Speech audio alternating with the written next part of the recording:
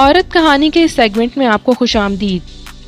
ایک امام مسجد کی روٹین کا یہ حصہ تھا کہ وہ صبح کی اذان سے پہلے ہی اپنے گھر سے نکل پڑتے۔ اکثر اوقات تو وہ رات مسجد میں ہی گزار دیتے، مگر بیوی بچوں کی خاطر شام کو گھر آ جاتے۔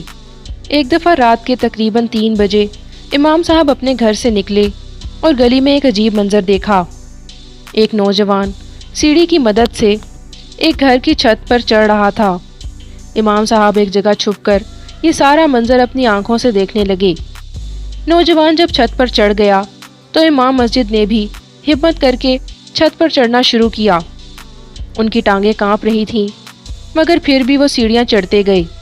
امام صاحب نے آہستہ سے چھت پر جھانک کر دیکھا تو حیران رہ گئے۔ وہ نوجوان ساتھ والے گاؤں کا تھا۔ چھت کے کونے میں وہ ایک لڑکی کے ساتھ گفتگو میں مصروف تھا۔ امام صاحب نے غور کیا تو وہ لڑکی سے کہہ رہا تھا کہ اگر 2 دن بعد تمہارا دیدار نہ کروں تو میں زندہ نہیں رہ پاؤں گا۔ لڑکی نے بہت پیار سے کہا کہ تمہیں کس نے کہا ہے کہ 2 دن بعد آیا کرو؟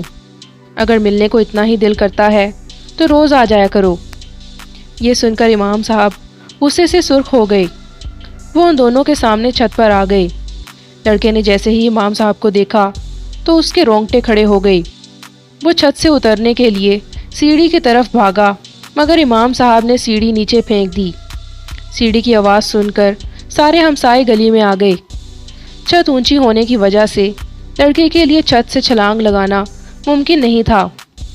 خیر، امام صاحب نے دونوں کی طرف قدم بڑھایا۔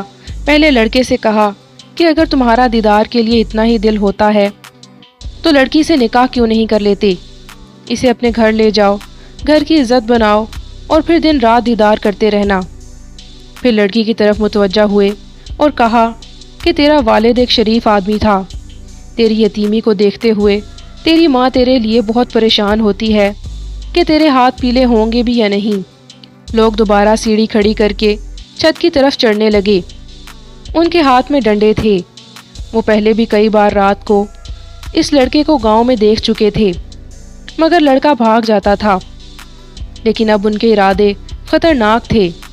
وہ چھت پر آئے اور لڑکے پر حملہ کرنے لگے تو امام صاحب ان کے سامنے آ گئے۔ امام صاحب نے اپنے ایک شاگرد کو حکم دیا کہ لڑکی کی ماں کو چھت پر بلایا جائے۔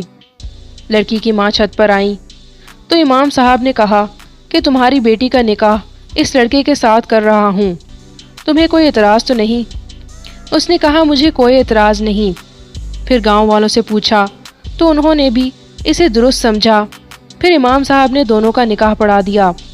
مگر حیرت کی بات یہ تھی کہ لڑکا اور لڑکی دونوں اس نکاح سے خوش نظر نہیں آ رہے تھے۔ حالانکہ امام صاحب نے تو دونوں کی مشکل آسان کر دی تھی، وہ بھی جائز طریقے سے۔